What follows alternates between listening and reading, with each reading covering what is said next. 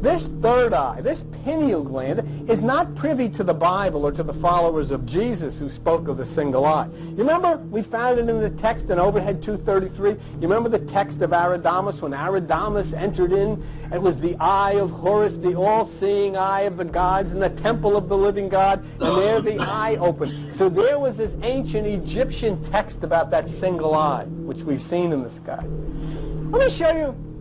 Let me show you what I'm talking. When I talk to you about the star, Eta Carina, sending down angles of light to touch you with the pineal gland, let me show you a carving that they found on the wall in the ancient temple in Luxor in Egypt. Take a look at that. There's the star. Eta Carina, is it? There's the angle of light. And look at where it's impacting. Bang. So they knew, and we lost it. People shouldn't be, Uncle Joe or Uncle Don or Aunt Tilly or mother or whatever died at 70, 80 years old. They're kids. They shouldn't have. But we abandoned all of this. And we replaced it with stuff that nobody has ever proven one iota about and has no basis in science at all.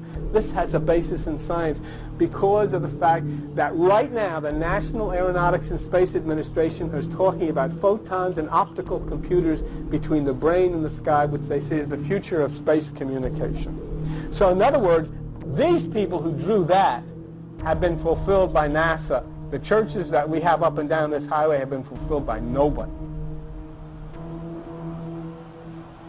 And then, of course, we had Overhead 260, which talked of the eyes of the whitehead are diverse from all. Above the eye is no eyelid, neither is there an eyebrow. This eye is never closed, and the two are converted into one. All is right, there is no left.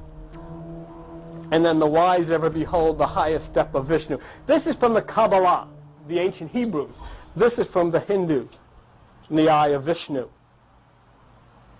And then, my goodness gracious, have you looked? Have you looked and see what your Hubble has? I mean, you're paying for Hubble. Have you seen what they took a picture of? Take a look. That's the astronomy picture of the day. The eye of the Hourglass Nebula. Forget Vishnu. You can't deal with Vishnu because it's Hindu? Okay. Forget Kabbalah. You can't deal with it because it's Jewish? Forget Aradamus. You can't deal with it because it's Egyptian? What are you going to do with this? You paid for that. And that was taken by... And when I had that surgery done on my eyes, I went and I handed... we put this in a frame and I gave a copy of this to the surgeon who operated on my eyes. And he looked at Joan and I and he said, "This is a human eye." I said, bingo. Who could better tell that's a human eye than a guy who takes them apart and puts them back together again?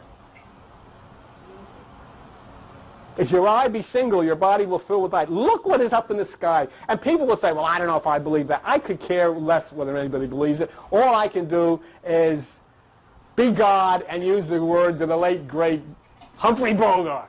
Here's looking at you, kid. And so it doesn't make any difference. We had better start to get with the program because look who's coming to dinner.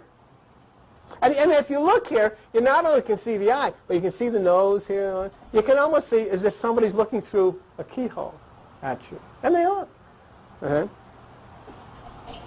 And so here it is, all laid out for you. I got to show, because there's some people here that weren't here last week. I got to show you something.